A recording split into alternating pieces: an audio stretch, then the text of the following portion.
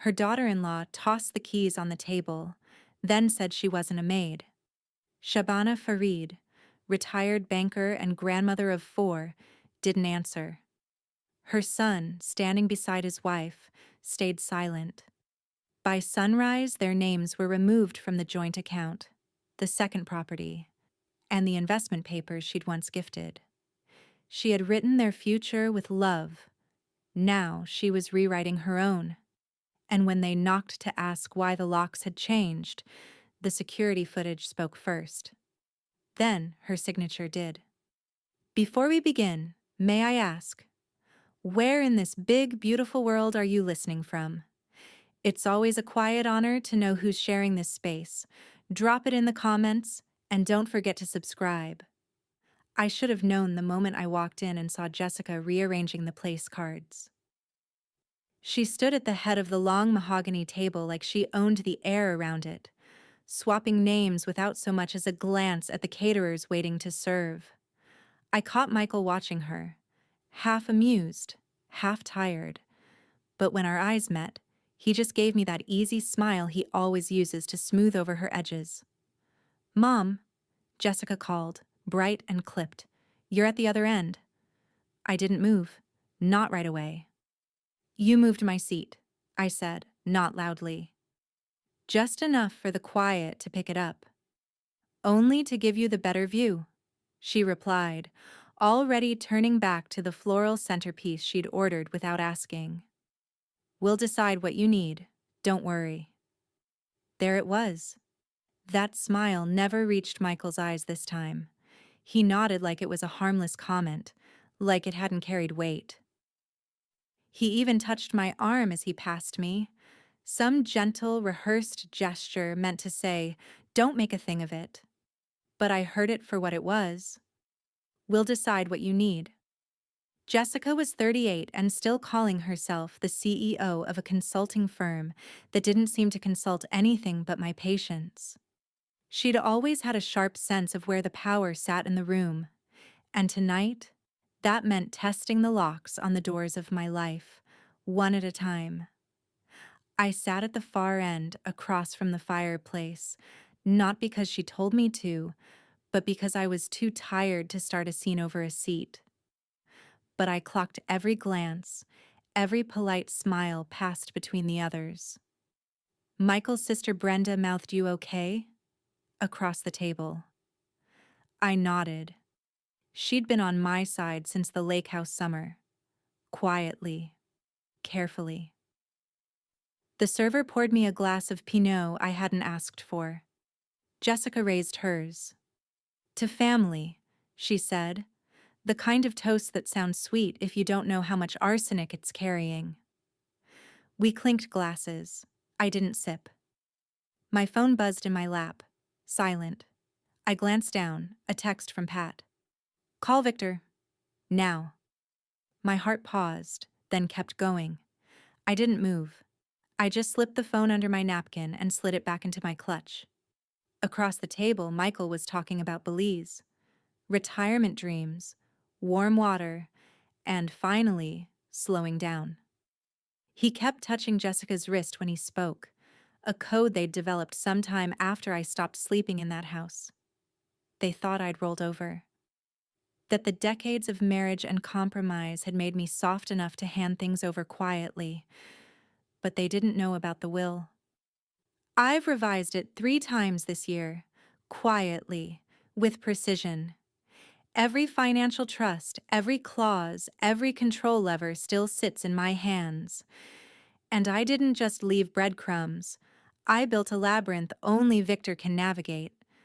I felt the weight of it all settle into my spine as the main course arrived. Sea base, which I hate. Jessica leaned in, all sugary charm. I had them make it without the capers. "I remembered," she said. I stared at her, almost impressed. The performance was flawless. "You remembered," I echoed.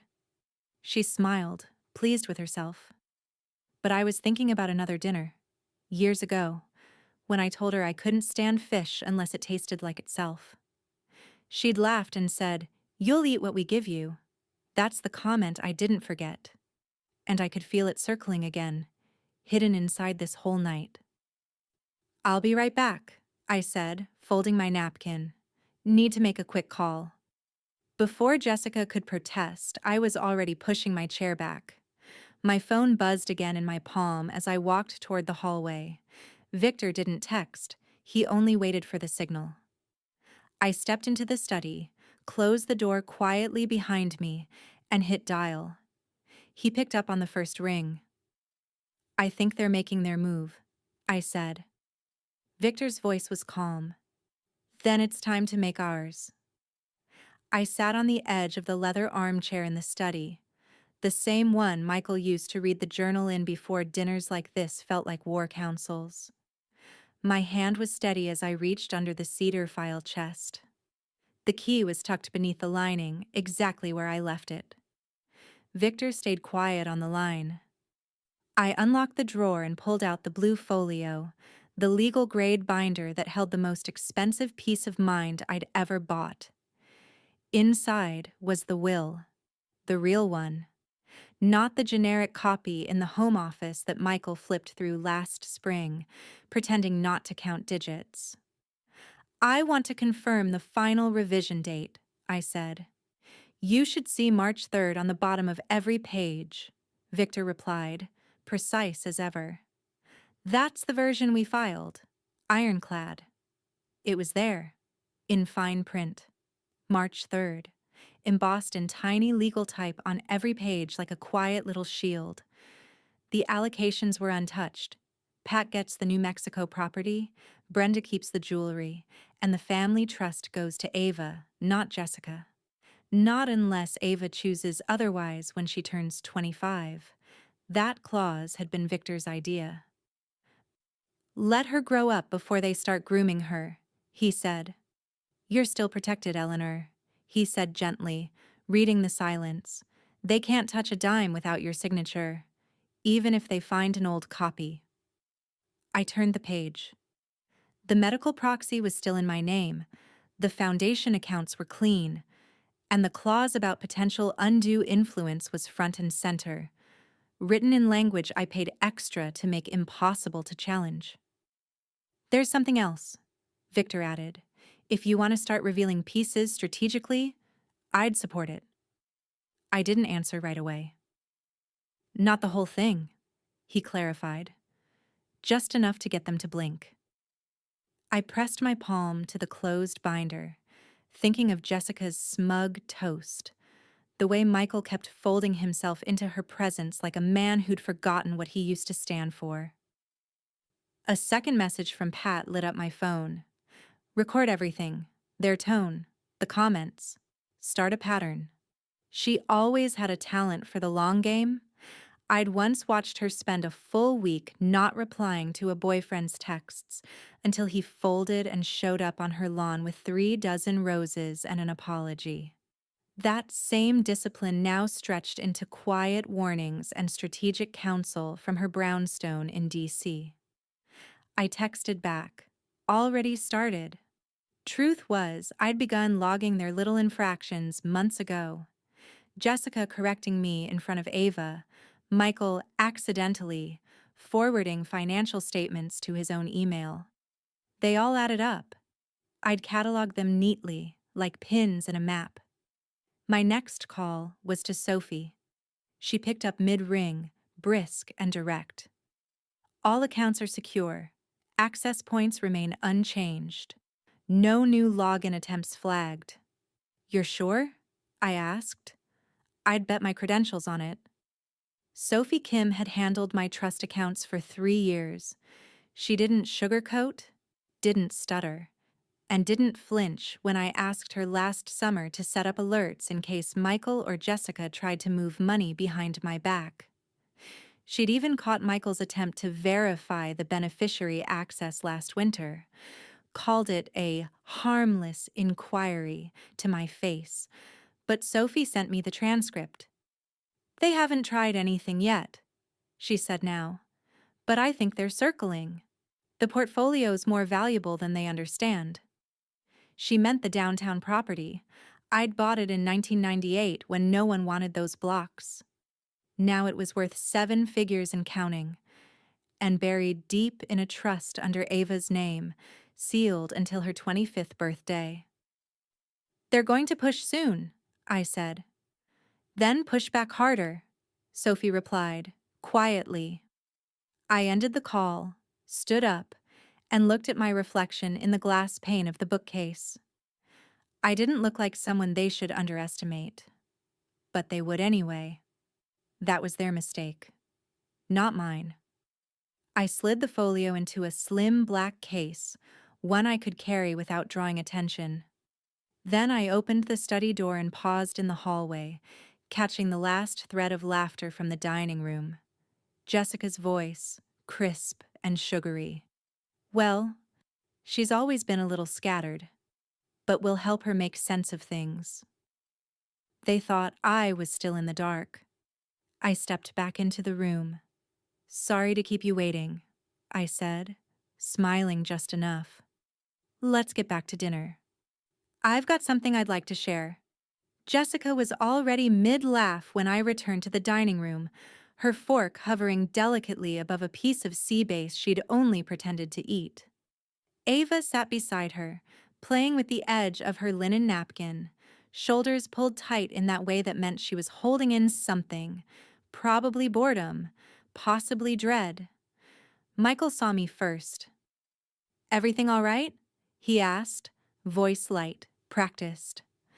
"Perfectly," I said, settling back into the seat Jessica had reassigned me to, just far enough from the center that it looked like respect if you weren't paying attention. I reached for my wine glass and sipped. Slowly. Jessica went back to her monologue about a client's divorce, which she delivered with just enough fake sympathy to feel like gossip. And of course, he thought he was protecting his assets by gifting everything to a cousin, but the judge saw right through it, she said, twirling her glass like it held a story worth savoring. "Honestly, estate planning is where most people reveal who they really are." I tilted my head and smiled. Couldn't agree more. Her eyes flicked toward me, searching for an edge in my tone. She didn't find one. I'd learned a long time ago that the quietest words often travel the farthest. Across the table, Brenda gave me a subtle look.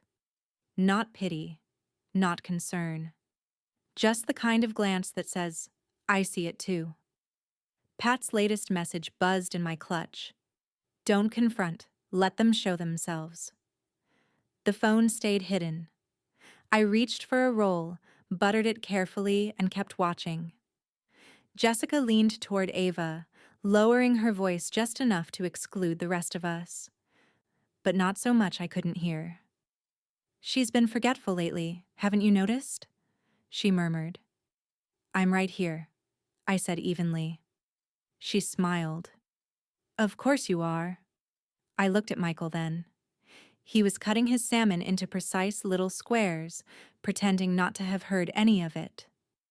Classic. He used to be the balance, the soft place. Now he floated in Jessica's slipstream, too afraid to disrupt her orbit. Victor's text came through as I lifted my glass again. "Will confirmed. Protective clauses hold. No amendments needed." I tapped my fingers against the stem of the glass. Good. No surprises. No cracks. The documents would survive even if tonight didn't. Jessica's voice pitched upward again. "Ava, why don't you come help me serve dessert? We made your grandmother's favorite." Ava hesitated. "Actually, I think Grandma—" "It's fine," I said quickly. "Go ahead." She followed her mother out, casting me a small look over her shoulder. The kind that children give when they don't have words for discomfort. Michael poured himself another glass of wine, then filled mine without asking. I didn't touch it. "So," he said after a beat, "what was it you wanted to share?" "Not yet," I replied. "Let's let everyone get back to the table." He nodded slowly, uncertain. But still, no fight. He'd given up the right to question my silences years ago. Now he just filled them with small talk. When the dessert came out, Jessica made a performance of placing the strawberry tart in front of me like a prize. "Made it myself," she said, just like old times. I didn't thank her. Instead, I stood. "Before we move on to coffee," I said, setting my napkin on the table, "I'd like to say a few words." Jessica stiffened.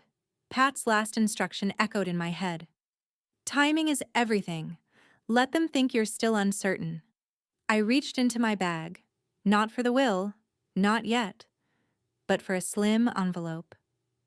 I laid it on the table just beside my untouched plate. "It's not what you think," I said, "but it might be what you fear." Jessica's smile faltered. Michael stared at the envelope like it might explode. "Don't worry," I added. "It's just a draft." Brenda looked at me sharply. She understood. Jessica's voice cut in, too quick. "A draft of what exactly?" I let the silence do the talking. Then I picked up my fork and finally took a bite of the tart. Too sweet. Overdone. Trying too hard to be something it wasn't. I set the fork down. "Enjoy dessert," I said. "We'll talk in the morning." And with that, I rose again, taking the envelope with me. Let them wonder. The house was quiet the next morning, one of those suburban silences that feels heavy rather than peaceful. I came downstairs early before Ava stirred, before Brenda started her coffee routine. The dining room still held the ghosts of the night before, crumbs on the tablecloth, lipstick stains on wine glasses, Jessica's tart half-eaten on every plate. I laid the envelope in the center of the table. Jessica entered second, not dressed, just wrapped in one of the guest robes she used to mock. Her mouth opened when she saw me standing there, but I spoke first. "You said last night that family reveals itself in estate planning," I said. "You're right." She looked at the envelope. "I didn't mean—" "But I do." I lifted it, then unfolded the first page. Michael arrived next, pausing at the doorway like he'd walked into the middle of a meeting he hadn't been invited to. He didn't say a word, just sank into the chair he used to call Dad's seat, back when that meant something. Brenda came in with a mug, blinked once at the table, and then leaned silently against the wall. "I'd like to read something," I said, voice steady. "You've both made assumptions. Let me clear them up." Jessica tried to sit, but hovered halfway, hand on the back of the chair. Her face was unreadable in that way she'd perfected over years in boardrooms, but I watched the twitch in her left eye.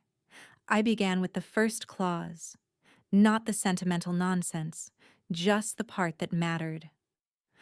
All controlling interest in assets categorized under trusts A, B, and D remains under the exclusive authority of Eleanor Whitaker until voluntarily relinquished or upon proven medical incapacitation, as determined solely by two external physicians of her own choosing. Michael blinked. Once. I turned to page 2. The downtown Baltimore property, purchased May 1998, is allocated to the beneficiary Ava Whitaker, to be held in trust and transferred fully upon her 25th birthday. This asset is not subject to co-management by any guardian, executor, or trustee prior to that date. Jessica looked from me to Michael. Did you know about this?" He opened his mouth, then closed it. I set the papers down gently. "You've both been circling things that aren't yours. Positioning, planning, rehearsing some slow-motion coup." Jessica's voice sharpened. "That's dramatic." "No," I said. "What you've done is dramatic. Changing my seat, whispering about my memory, attempting to log into accounts under the pretense of support, And don't pretend you don't know what I'm talking about. Michael finally spoke. Elle, it's not what You forwarded bank statements to yourself, I said, quiet but cold. Twice. Sophie caught both. And you've been trying to get into the beneficiary portal for 6 months. Jessica dropped into the chair like her knees gave out. Pat entered then, cool as ever, no makeup, legal pad in hand. Morning, she said, like this was all casual. She took the seat across from Michael and started writing without being asked. Jessica's eyes snapped to her. Are you serious right now? Pat didn't even glance up. Documenting tone, intent, and response. Standard practice. You're not even family.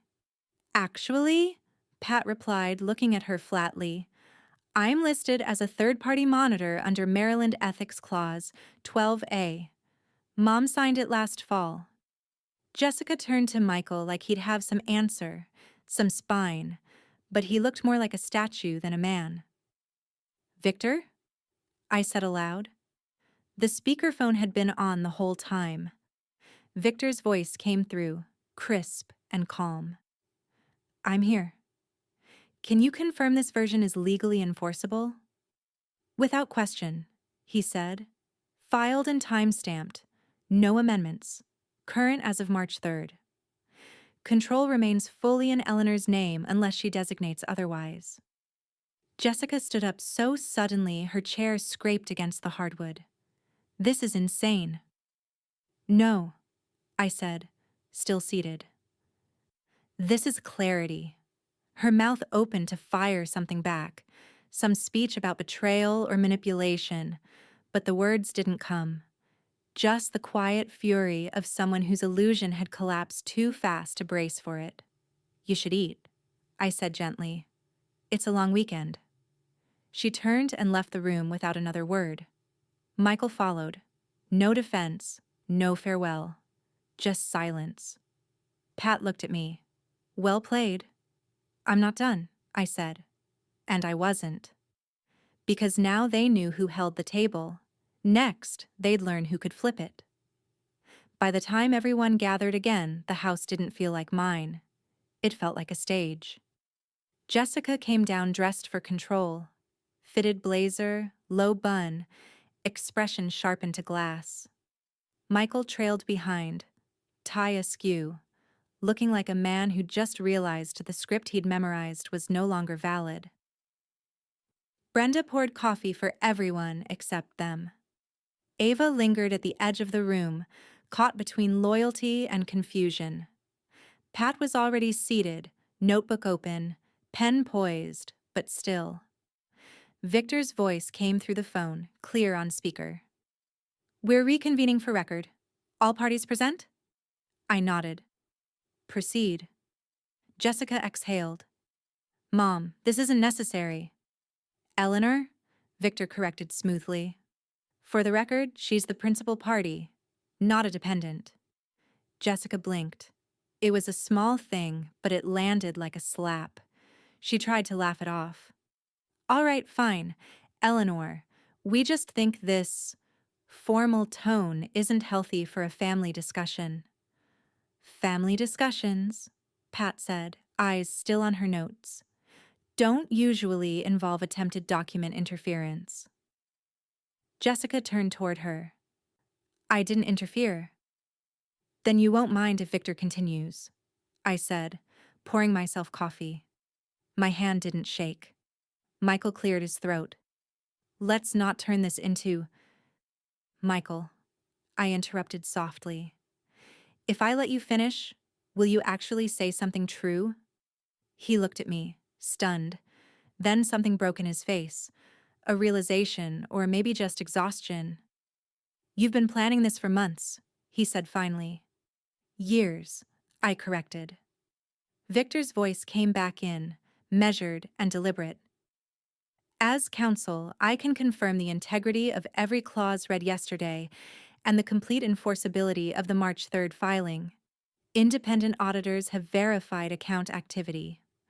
All assets, trusts, and medical directives are secure. There are no legal grounds for challenge. Pat scribbled something in her margins. A date, maybe, or the word control.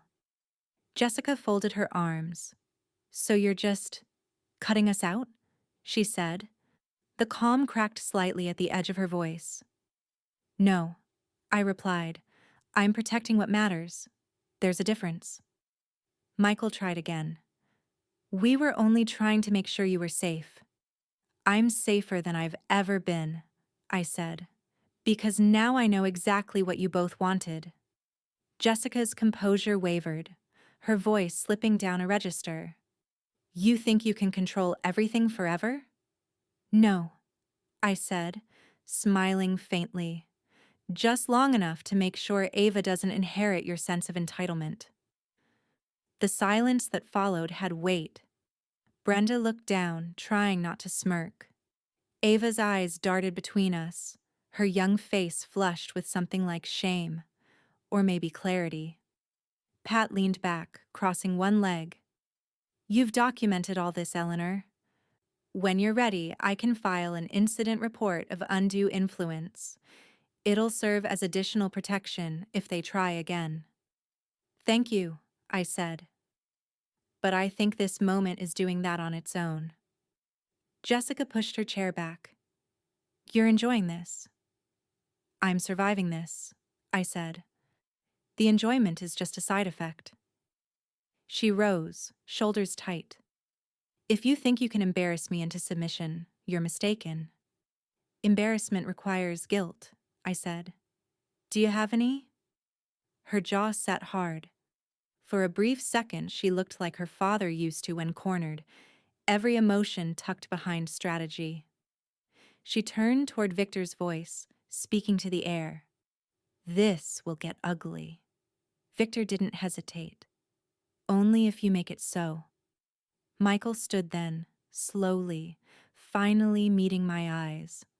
For the first time in years, his voice was quiet instead of defensive. I didn't know she was trying to access your accounts, he said. I swear to you, I didn't. I believed him, at least part of him. But it didn't matter. The trust between us had already been itemized and liquidated. I know what you didn't know, I said. That's what hurts.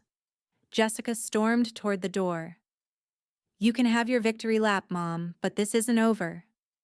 Pat looked up from her notebook. That's the line everyone uses before it is. Jessica froze, eyes flashing at her, then left. The sound of the front door closing was sharper than it should have been. Brenda exhaled. Well, she said softly, happy Saturday. For a moment, I just stood there, hand still on the coffee cup, watching the ripples of heat rise. My pulse had finally steadied. There was no triumph, no cinematic satisfaction, just an odd, clean quiet inside me. Victor's voice broke the silence. Eleanor, are you ready for me to execute Phase 2? Phase 2? Michael asked, his voice small. Yes, Victor said. Transfer of secondary controls and disclosure protocol, as per Eleanor's instructions. Jessica had been the obvious threat, but Michael was still in the room. I turned to him. Victor, I said slowly, begin Phase 2 now. Michael froze, eyes widening. What did you do? Just ensuring that if anything happens to me, I said, you'll be the first to answer for it. Eleanor has just pulled the first major move in her long game. A strategic twist that shifts control into something even Michael doesn't yet understand. An hour after the confrontation, the house was still thick with the tension Jessica left behind. Michael hadn't spoken since. He sat in the corner of the living room, knees apart, hands folded between them like a man waiting for news he wasn't sure he wanted to hear. Pat was at the kitchen counter, flipping pages in her binder like a dealer laying down cards. Her pen clicked every few seconds, deliberate, unbothered. I could feel her timing the silence. I sat by the fireplace, the folio resting in my lap, unopened but no longer hidden. The power had shifted, and everyone in the house felt it, even if only one of them understood how far it had gone. My phone buzzed once. Sophie Kim, encrypted call. I stepped into the study, closing the door softly behind me before answering. "Tell me," I said. "All controls are locked," Sophie replied. "I initiated the multi-factor triggers 15 minutes ago. Any new login attempts outside your biometric approval will be auto-flagged and geo-blocked." "And the alerts?" I asked. "Already hit," she said. "We caught the first attempt 90 seconds after you started phase 2. Username was Jessica's. Access point originated in DC, routing through a private VPN. She moved fast." "She always does," I murmured. "But I moved faster," Sophie added. "The system caught it. Shut it down. She has no idea how locked out she is." I smiled. Not out of pettiness, out of clarity. "Perfect." "And," she continued, "I've backed up every instance of attempted interference, tagged and time-stamped. If Victor needs admissible evidence, we're covered. Full chain of custody." "Good girl," I said quietly. "Send everything to him." When I walked back into the living room, Michael looked up at me like a man who just realized his name wasn't on the deed. "You changed the accounts," he said. "I protected them," I replied. "I didn't touch anything." "You let her try," I said calmly. "You stood by and watched the foundation of everything we built get picked apart. Silence is complicity, Michael." He leaned forward, the start of some weak apology forming behind his eyes, but Victor's voice cut in before he could say it. "Eleanor," he said, still on speaker. "Sophie just sent confirmation. All revocation rights have been removed. Every single clause now has hard stops. Even if someone found a loophole, they'd have to challenge it in federal court." Michael rubbed a hand down his face. "You're locking us out of everything." "No," I said. "I'm locking you out of what you tried to take without asking." Brenda stepped in from the hallway, sipping coffee like this was the Sunday paper, and not the slow collapse of a family structure. "If you two are done redefining betrayal," she said to Michael, "Eleanor and I need to review the board seats for the foundation." His head snapped toward her. "What?" "You didn't think the nonprofit just ran itself, did you?" she said. "Pat and I have been co-signing decisions for months." Michael looked at me. "You're bringing everyone into this?" "I'm just telling the truth," I said. "That's all this is." He stood slowly. "I'm still your husband." I met his eyes. "Then you should have acted like one." Behind me, the alert pinged again on my phone. Another failed login attempt. This one from a tablet, routed through a secondary VPN in Delaware. Jessica was trying everything. Sophie's next message popped up before I could even open it. "Second attempt blocked. Screenshot attached. You're still clean." Victor's voice returned. "We're secure. Financial, legal, digital. They can't touch you now." Pat closed her notebook and looked up at me with something between respect and relief. "Phase 3? She asked, voice low. "Not yet," I said. "They're not desperate enough." The house fell quiet again. The kind of quiet that comes when everyone knows what's next, but no one wants to say it out loud. Michael stepped toward me one last time, trying to make his voice soft. "We can still fix this." "No, Michael," I said. "You only fix things that are broken. This." I gestured around the room, the house, the years of buried resentment. "This wasn't broken. You just wanted it to bend. And I wouldn't bend anymore." He turned and walked out without another word, the door shutting gently behind him. I stood there feeling every year of my life in my spine. Not tired, just awake. Then my phone buzzed again. Only this time, it wasn't Sophie. It was Ava. "Can I talk to you alone?" The message read. I stared at the screen, pulse steady, but rising. Because if Ava had finally seen enough to ask questions, then Jessica hadn't just lost access to my accounts. She'd lost her air. Ava met me on the back porch, sweater sleeves pulled past her wrists, phone clutched like a security blanket.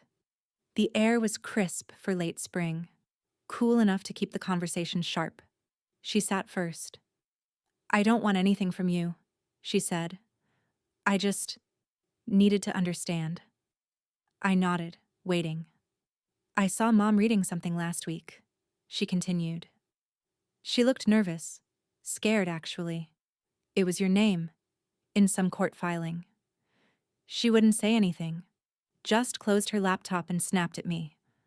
That's when I started listening more. I kept my voice even. "And what did you hear?" Ava glanced down. "Her and Dad, talking like you were already gone." That landed, but I didn't flinch. I just folded my hands in my lap and watched her. "She said you were slipping," Ava added. "That Pat was manipulating you. That the house, the money, the trust, none of it was secure anymore." "And do you believe her?" Ava shook her head. "I don't know. But yesterday, when you read that will..." Mom didn't look surprised. She looked exposed. I looked past her, out toward the line of hedges I'd had planted myself 2 decades ago. They'd grown wild since. "You don't need to pick a side," I said gently. "But if you do, make sure it's one you can live with." "I think I already have," she said. And that was enough. Inside, the tone had shifted. The rest of the extended family, Michael's cousin Alan, 2 of Brenda's friends, even the family's former accountant who happened to be in town, had drifted into the edges of the conversation. No one spoke directly, but the mood had become unmistakably aware. Jessica and Michael hadn't just been cornered, they'd been witnessed. I walked back inside through the sliding glass doors as the kitchen buzzed with the choreography of a gathering that no longer had a clear center.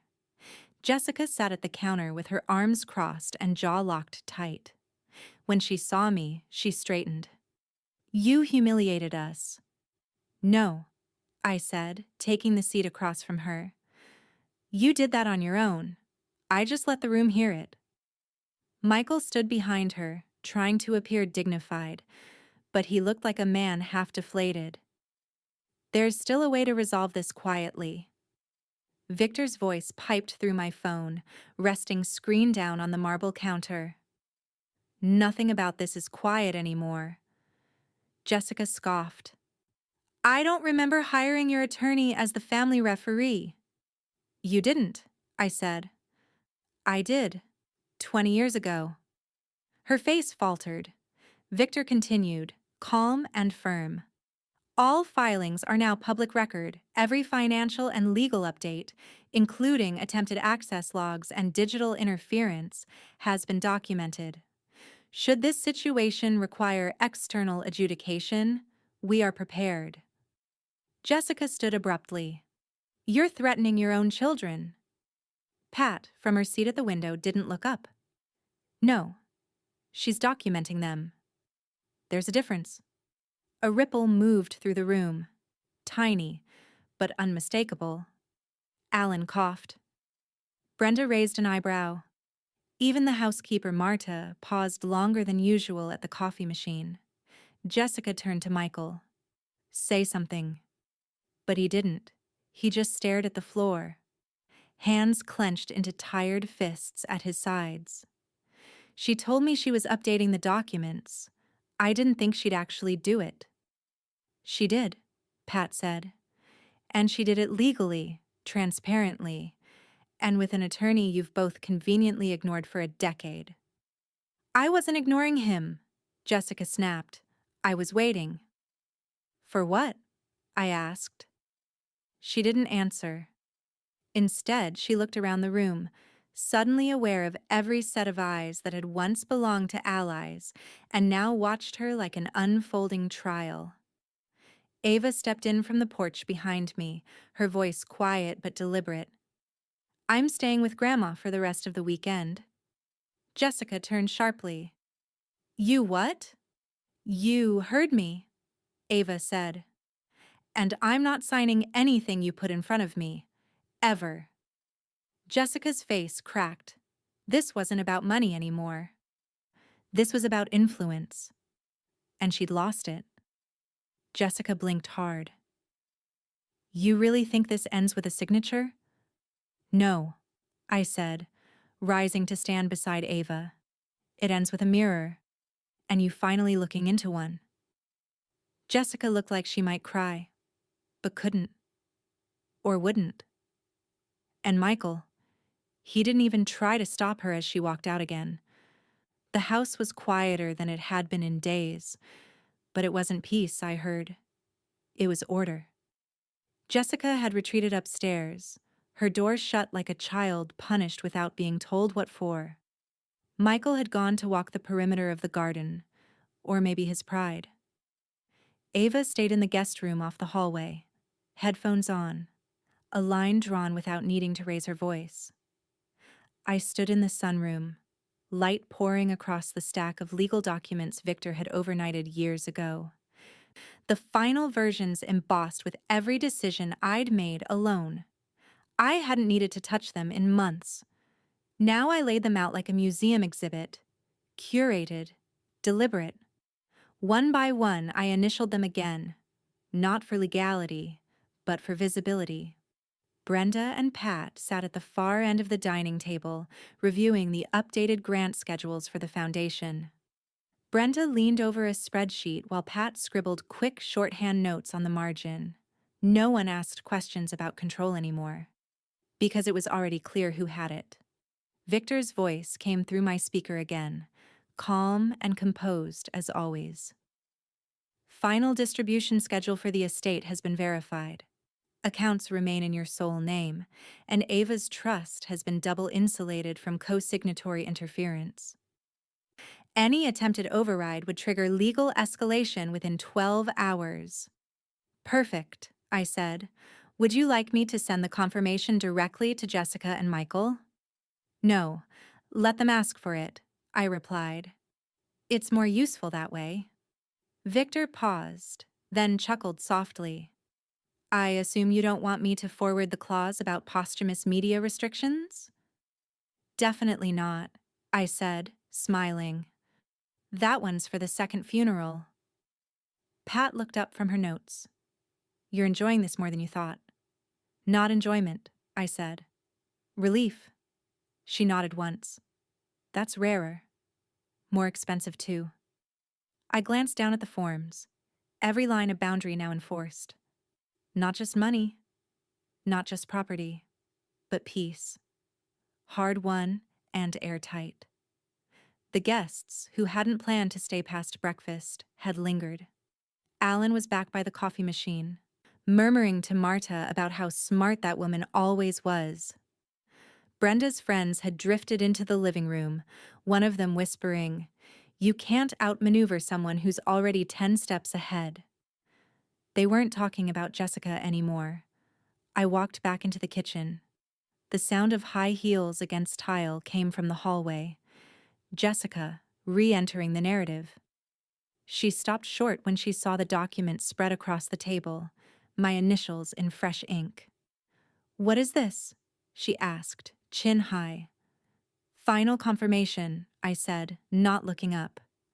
"Allocations, protections, and oversight, all permanent now."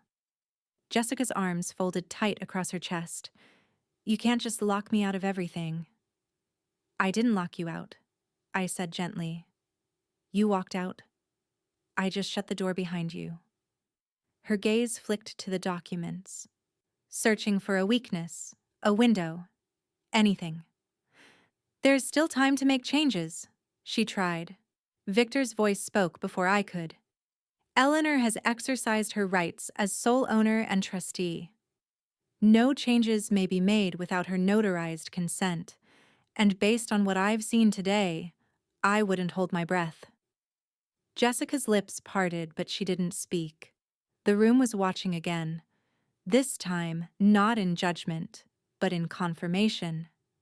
Pat flipped a page. Clause 19 should be fun to enforce.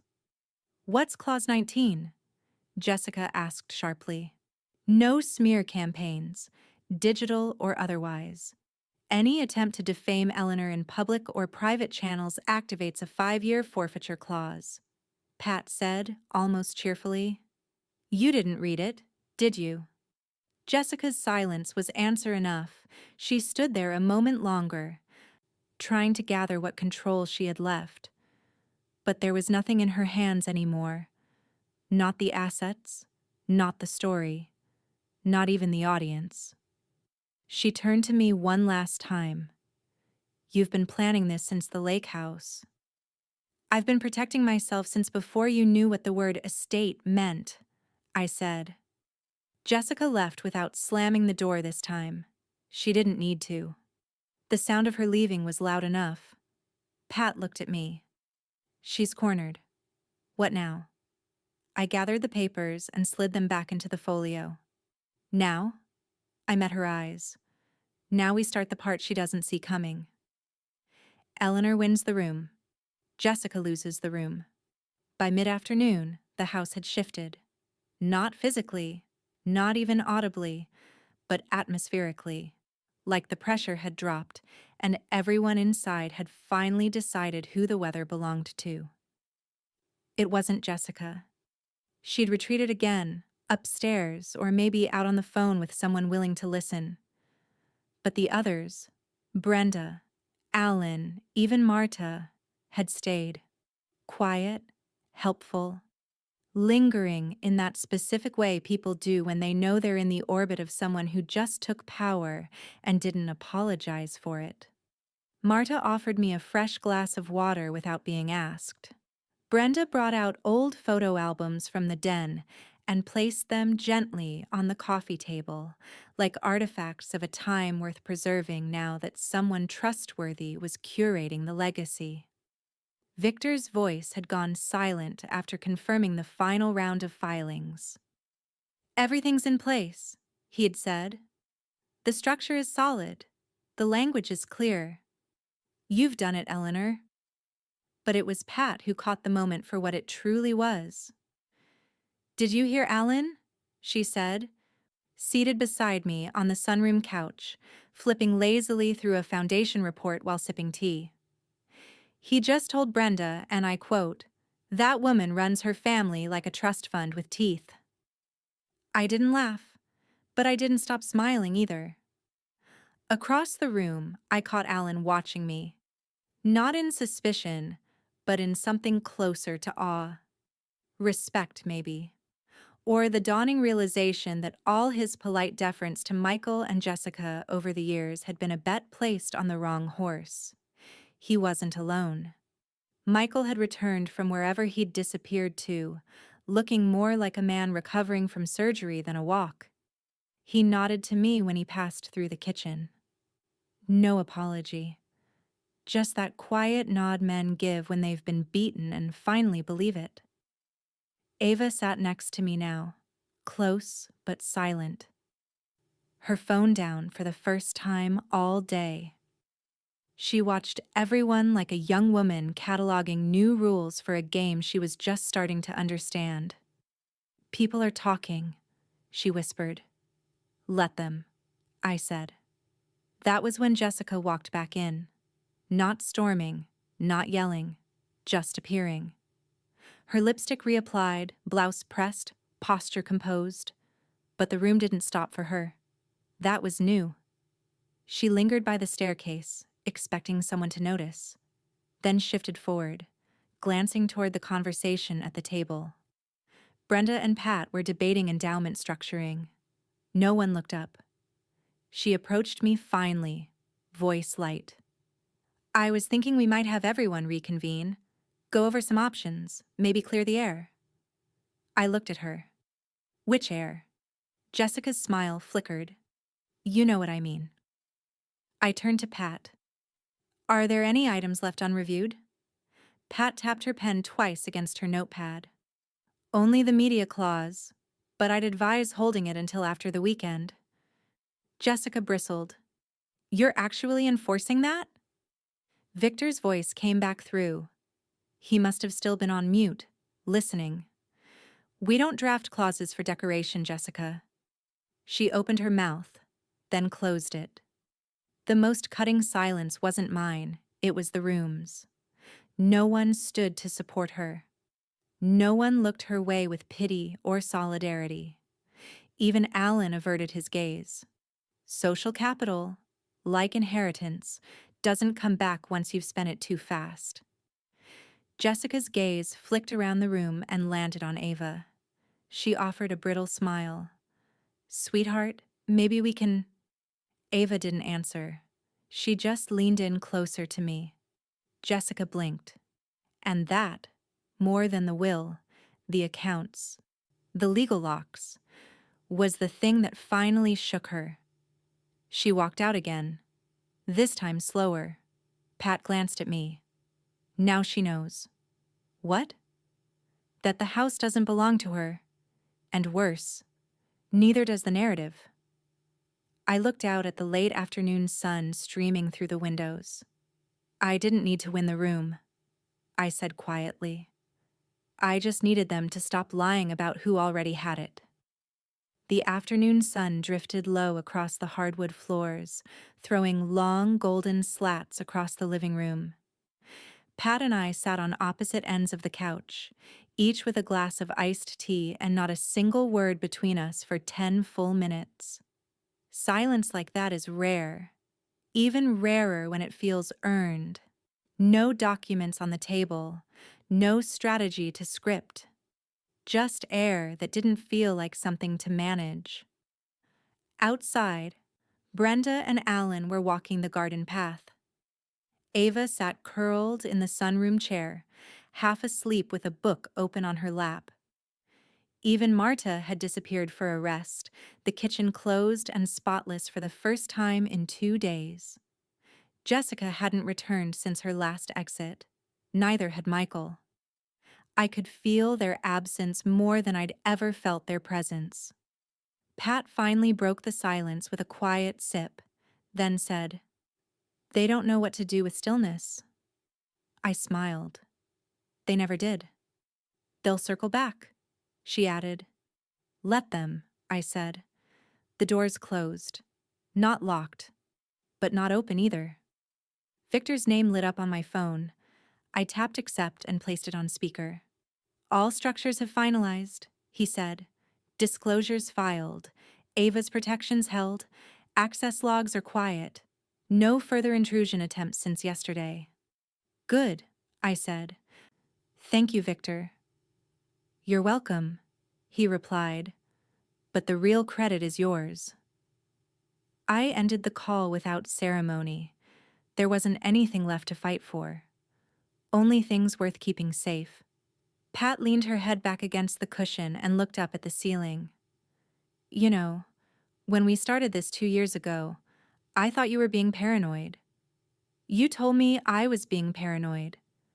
I did, she said, grinning. And now? I think you were patient, unreasonably patient, in a way I don't know I could have managed. That's the thing about legacy, I said. It's not just what you leave, it's what you withstand to protect it. Pat looked over at me. And what about satisfaction? Do you feel it? I considered the question. The answer came without drama. Yes, quietly. A few guests still lingered. Brenda's friends from Annapolis and 2 distant cousins I'd forgotten were invited. They floated through the house now like museum patrons, touching nothing, speaking softly.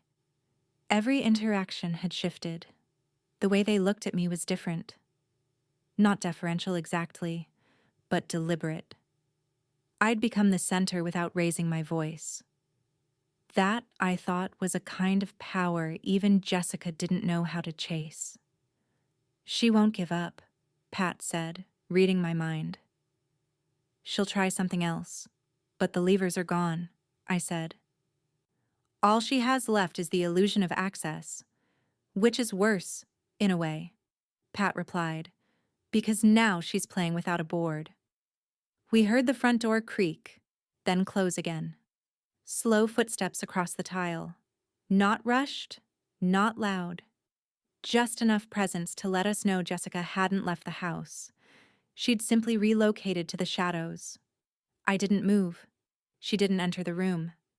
And that told me everything I needed to know. Pat set her glass down. What's the next move? I picked up the folio again. Not to edit, not to sign, but just to hold. We wait. For what? For the part she hasn't calculated. Pat raised an eyebrow. Which part is that? I looked toward the hallway Jessica had just disappeared down. The one where I don't need to fight anymore. The sun dipped lower, casting an amber glow across the room that made everything seem to pause. Time had a slower rhythm now, an inevitability I'd been preparing for my entire life, but one I hadn't fully understood until it was here. We were alone again, Pat and I. The others drifted in and out of the house, engaging in the small, polite exchanges of guests unsure of their place. But they weren't the ones I was watching. Jessica hadn't come down since our last conversation, and Michael had barely spoken, his presence more like that of a ghost. The house had shifted from a family gathering to a tense, still life, every movement observed, every word measured. Jessica was cornered in the quietest of ways, isolated not by force, but by the clarity of a role she could no longer play. I sipped my tea slowly, the warmth grounding me, keeping me in the moment. As the last few guests finished gathering their things, making their polite departures, it was clear now. They knew. Even without speaking it, the shift had been palpable. The power had been relinquished without a fight, not because they'd been defeated, but because they had never truly understood the game I'd been playing. You didn't just win, Pat said, breaking the silence as she looked at the clock, the house nearly empty now. You've reshaped the board. I just stopped letting them believe they could control it, I replied, my eyes drifting to the hallway where Jessica had disappeared hours ago. They never understood the rules. They assumed entitlement was enough. Victor's voice came through my phone, crisp and calm, as it always was. Eleanor, I'm confirming once again that all financial and estate structures remain fully protected. There are no remaining avenues for interference. Everything is in place, and the clauses are enforceable without exception. Good, I said simply. Let it stand. I ended the call and turned to Pat, who had already observed the latest shift in the atmosphere. They'll never learn it, she said quietly. Entitlement is a blind spot, Eleanor. It's what they can't see that makes them vulnerable. I've always known that, I replied. It's the difference between wanting control and understanding it. They were always playing with the idea of power, never the reality of it. Pat nodded. And now they have to learn how to live without it. I leaned back into the couch, feeling the weight of everything I had done, everything I had withstood. My mind wandered back through the years to the times I'd been dismissed, overlooked, underestimated. The moments when Michael had glossed over my instincts in favor of his own convenience, when Jessica had assumed the position of heir without ever truly earning it. Entitlement isn't just a feeling, it's a pattern. And in the years I'd spent building this, I'd learned how to weave a pattern of my own. One that couldn't be ignored, one that even the most entitled couldn't break, without realizing too late that they had no power to begin with. I was thinking, Pat said, her eyes flicking to the empty space where Michael had been moments ago. About your next move. I turned toward her, curiosity piqued. What's the plan now, Pat? She leaned forward, lowering her voice as if speaking in confidence. You've already done what you needed to do. You've secured the estate. Ava's safe. What matters now is what they don't see coming. I'm listening, I said. She smiled, a quiet satisfaction in her voice. Now you wait for them to ask for it. For them to finally acknowledge they've lost. Jessica won't ask, I said, shaking my head. She's too proud. That's the point, Pat said, a glint of something dark in her eyes. But Michael might, and when he does, he'll know he has nothing to offer but submission. A chill went through me, not out of fear, but realization. The game was nearly over, but one last piece remained. The moment when Michael finally saw what had been in front of him the whole time. Down the hall, I heard the faint creak of a door opening, followed by the soft sound of footsteps. Michael appeared in the doorway, standing still for a moment as if waiting for some cue to proceed. His eyes were downcast, the weight of everything finally hitting him. Eleanor, he said softly, his voice subdued. We need to talk. Pat and I exchanged a glance. She didn't need to speak. It was already clear. The moment I had expected was here. I set my glass down. What about? About everything, Michael replied, his voice low. About how we can move forward. Together. I took a slow breath, considering the offer, the words hanging in the air. Together? I repeated, a slight edge to my voice. No, Michael. You don't get to play the together card anymore. Not after all this. He flinched, but he didn't leave. Instead, he took a step forward, his posture shifting into one of quiet surrender. Please, he said, his voice breaking slightly. I'm asking for a chance to make it right. I studied him carefully, noting the subtle desperation in his gaze. He had come to the realization I'd known for years. This wasn't about us anymore. It wasn't about family. It was about control. And now, he had none. I think you've missed your chance, I said, my voice steady, my gaze never wavering from his. The silence that followed was long, thick with the understanding that the chapter was ending, and Michael was the last to know it.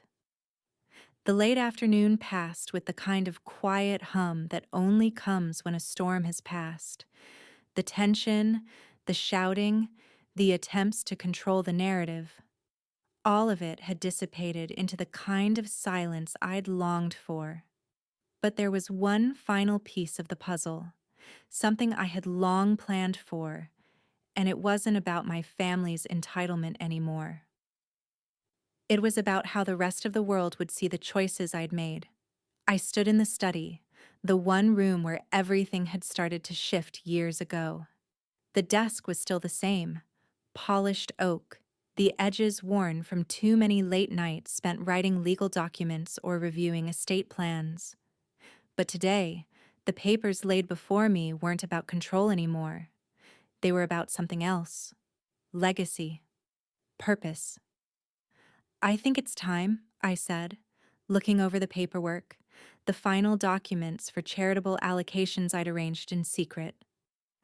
Pat, who had followed me into the room, leaned against the doorframe, arms crossed but relaxed. You're finally doing it. Finally? I glanced up at her, a small smile on my lips. I've been doing it for years. It's just that they didn't notice until now.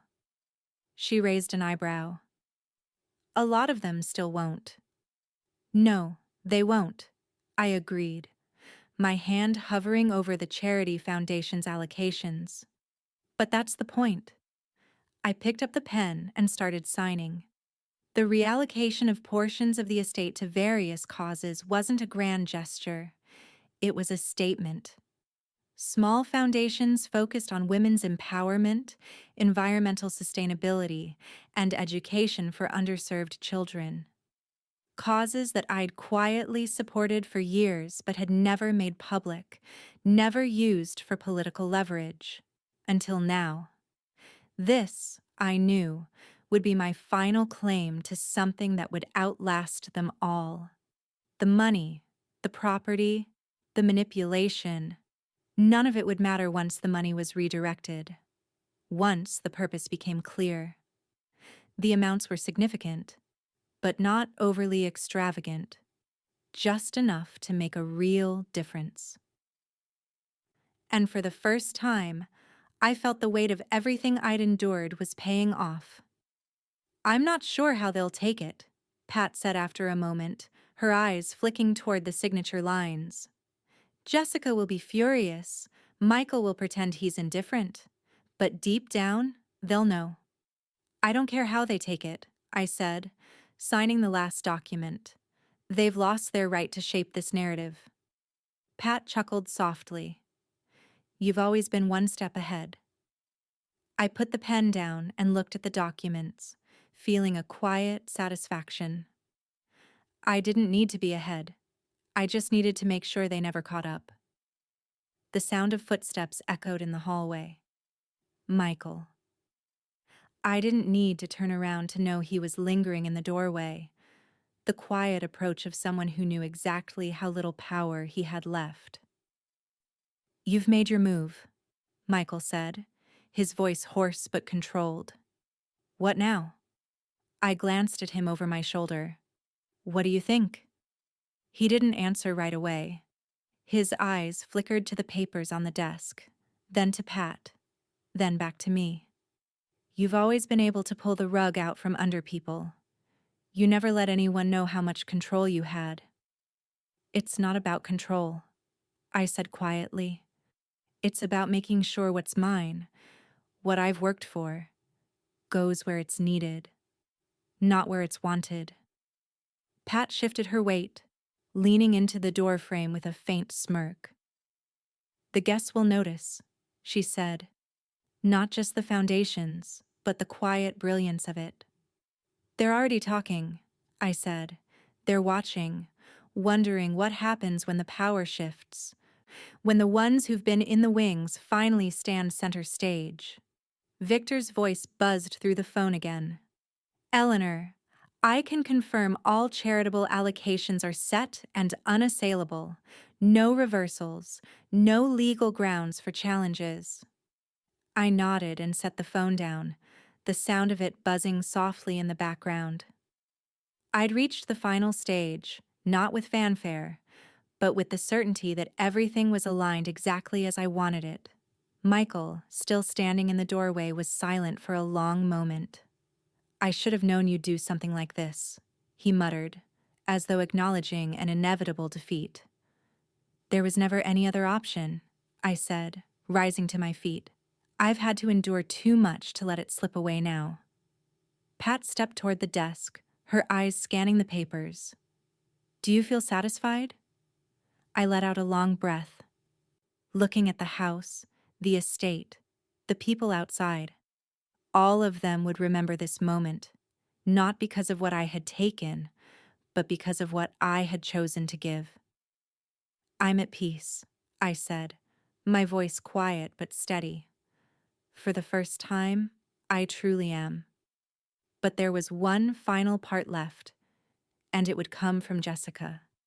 And I knew the moment she saw what I had done, she'd act. But this time, I'd be ready for her. The weeks after the charitable allocations were made public were oddly quiet. Not the kind of silence that suggests an uneasy truce, but the kind that settles over a room when a truth is no longer hidden. Jessica and Michael, once figures of unquestioned influence in the family, slowly began to fade from the social narrative. Their attempts to control the conversation, to reclaim what they'd lost, were half-hearted at best. Their influence, once vast and seemingly all-encompassing, began to shrink in front of everyone who had once deferred to them. Pat and I had watched it unfold with a kind of calm satisfaction. It wasn't so much the public declarations or the way people whispered about me at charity galas or board meetings. It was the way the shift became undeniable. At the family reunion just weeks later, Jessica didn't even sit at the head of the table. Michael, who had always taken his place next to her, sat instead at the far end of the room, his shoulders slumped, his conversations more with the servants than with the family. It wasn't immediate, not the moment they realized they had been cut out, but the slow, cumulative weight of it. The way people stopped deferring to them, the way their voices were no longer considered authoritative. They weren't needed anymore. It was an art to withdraw like that, to let the space you've created fill itself in with purpose and clarity. I didn't need to speak about it. I didn't need to force them to see it. They saw it themselves. "I told you it would happen," Pat said to me, her smile light but knowing. We sat together on the veranda, looking out over the lush grounds of the estate. The breeze moved lazily through the trees. "Michael's still trying to play the good guy, but everyone knows what he's done, what he let happen." I didn't answer immediately. I didn't need to. The shift was tangible now. Michael had tried to step into the void, to regain control over the finances in a manner that was so transparently feigned, no one could take him seriously. Jessica, once so poised and self-assured, had become a ghost. She rarely made public appearances anymore, and when she did, the whispers of entitled and lost followed her like a shadow.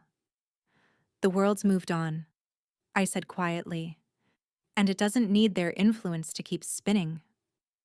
"Exactly," Pat said, lifting her glass. "You gave them a chance to play by the rules. They didn't learn them, so now they're out." Victor's voice came through my phone, cutting through the stillness of the moment. "Eleanor, I've confirmed that all the legal protections are now permanent. The charitable foundations are secure. No further intervention from Michael or Jessica will affect the directives.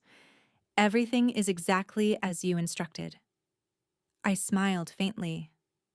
"Good. Let it stay that way." Victor's calm tone came back, a slight undertone of satisfaction in his voice. "They'll try. But there are no loopholes left to exploit. You've safeguarded everything, Eleanor." "It's done," I said, ending the call. "It's been done for weeks." Pat looked at me, raising her glass in a small salute. "You've rewritten the script. All those years of playing the background, watching them take control, and now you write the ending." "It's not the ending, Pat," I said, leaning back in my chair, looking over the estate once more. "It's the beginning." We both turned our attention back to the house, now bustling with the last of the guests heading out, whispers floating through the rooms, everyone careful not to say the wrong thing. I could feel the eyes on me, not pitying, not questioning. They saw power now. They saw authority.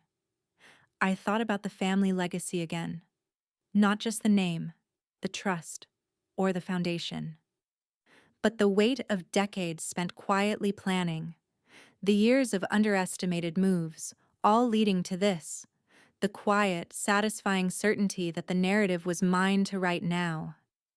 The sound of footsteps approached from behind. Michael, still hesitant, still unsure of where to stand now that the world had shifted. "Eleanor," he started, his voice tight, but with an edge of something like apology. "No," I said, cutting him off without turning around. "There's nothing left to say." He paused, then nodded slowly, retreating back into the shadows he'd created for himself. A few moments passed before Pat spoke again, her voice low. "The guests are whispering about you, you know." "I know," I said. "Let them. They don't understand it all yet. But they will." Pat smiled, the quiet satisfaction of someone who's seen the long game unfold.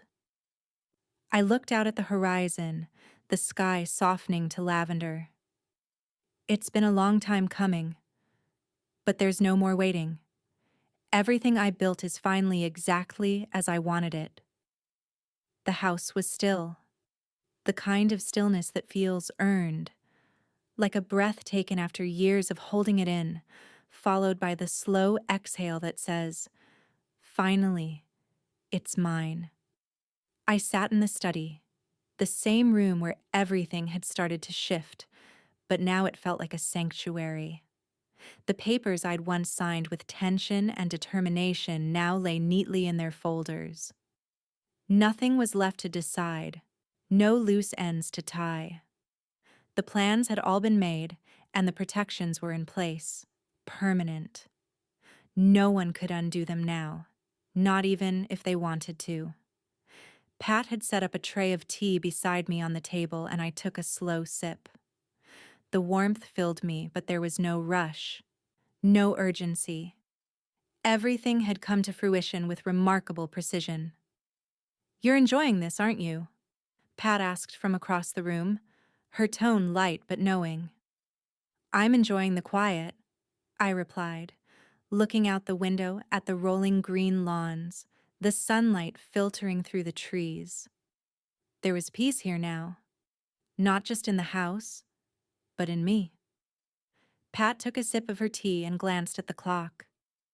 "It's not just about enjoying it, though. You've earned it. After all these years, you finally have what you wanted." "The world doesn't just give you peace," I said, setting my cup down. "You have to take it, shape it, make it yours. It's not a gift." She smiled. "True enough. They still don't understand that."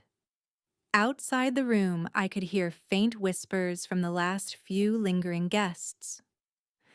They had stayed long enough to sense the shift, but they didn't dare speak too freely. Their eyes were on me, but their voices quiet, respectful. They saw the way the house had changed, how the power dynamic had shifted so seamlessly that they couldn't even pinpoint the exact moment. It wasn't about the wealth or the foundation anymore. It was about authority. And now, no one questioned mine. Michael and Jessica remained absent, but their absence was louder than their presence ever had been. Jessica had retreated into her shadowed corner, too proud to make a move. And Michael?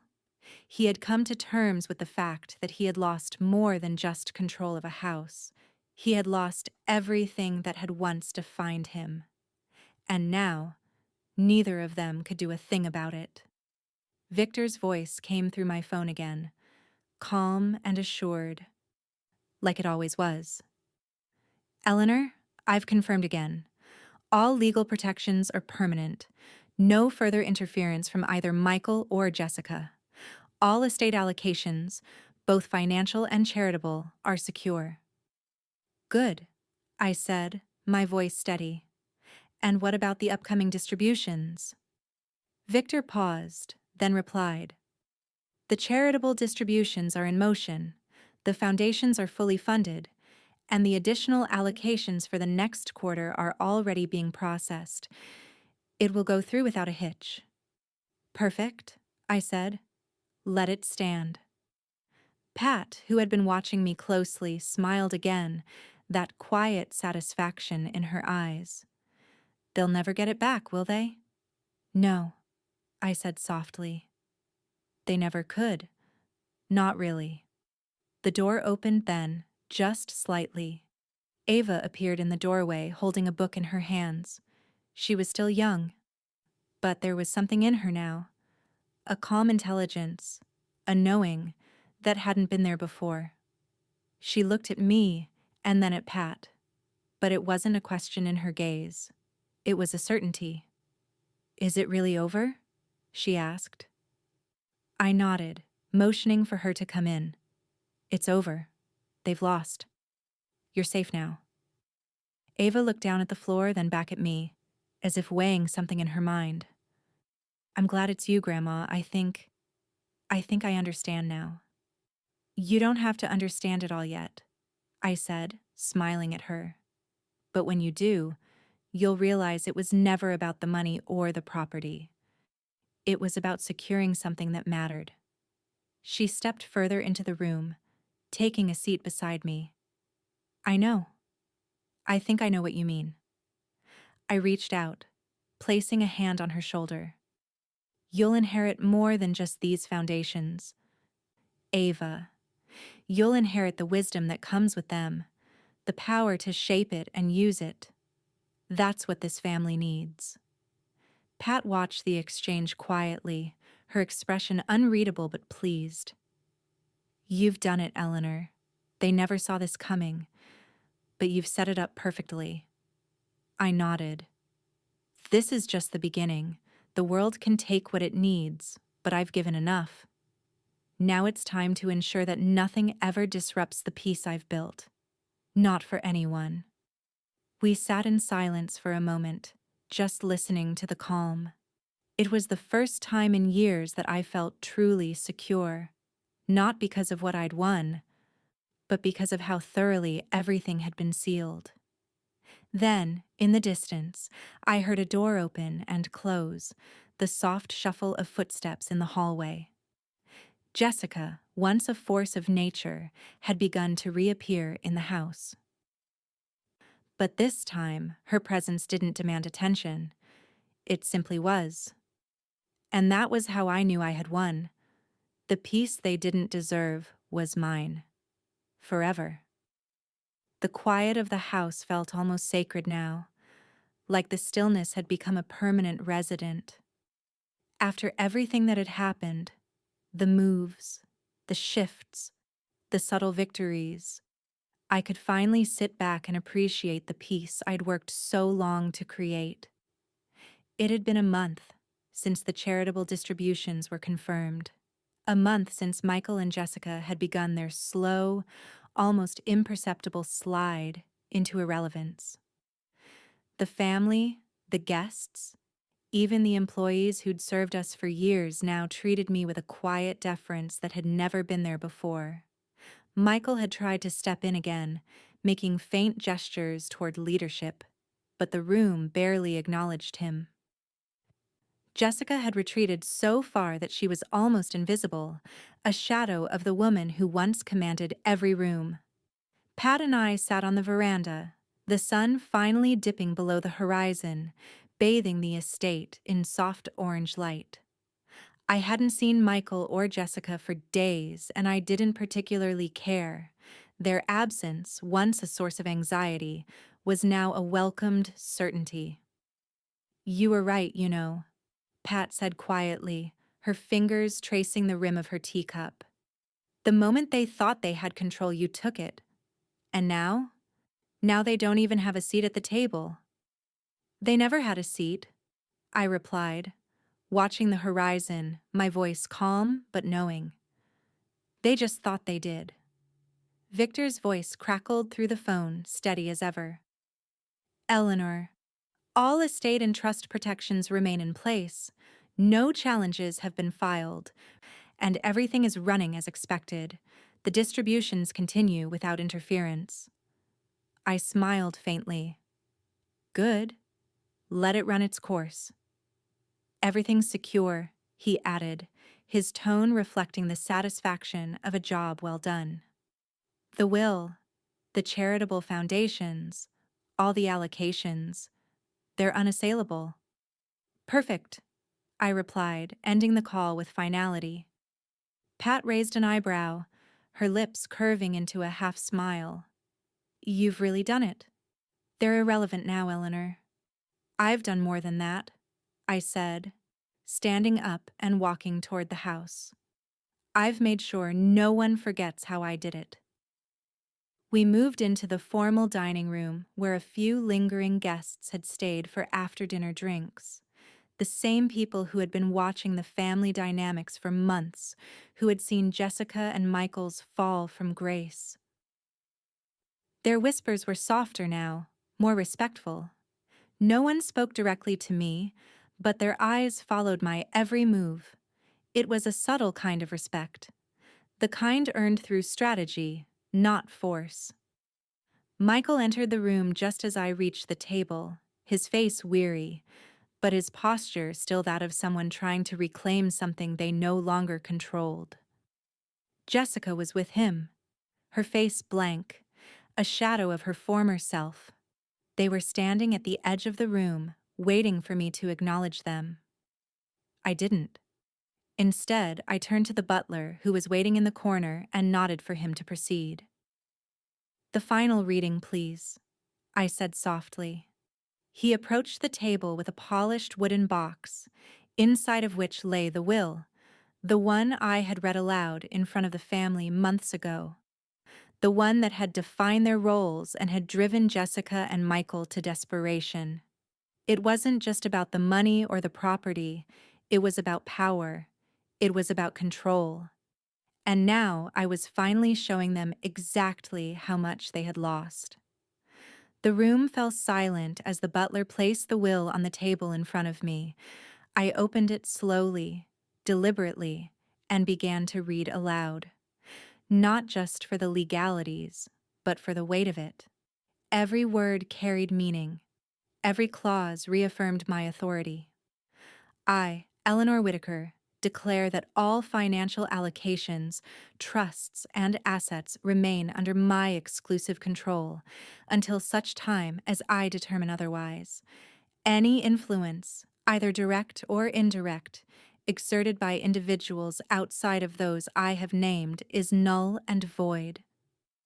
I paused, letting the words sink in, letting the room feel the weight of it. I glanced at Michael and Jessica, whose eyes had slowly turned toward me, but their faces remained unreadable. "The charitable foundations," I continued, "are to be managed without interference from family members, including Michael and Jessica Whitaker, whose actions have demonstrated a disregard for the family's legacy." Pat's lips twitched in approval. She knew the effect these words would have. The silence in the room deepened. No one moved. "And finally," I said, looking directly at Jessica and Michael, "I declare that the future of this estate, its legacy and its direction, will no longer be subject to your assumptions. You will be remembered not for what you tried to control, but for what you couldn't hold." There. The final word had been said. I closed the will with a soft snap and leaned back in my chair, feeling the stillness settle again, this time with an even greater weight. "You see," I said, my voice quiet but unyielding, "they said they'd decide what I need." I stood up and read the will, and let it speak for itself.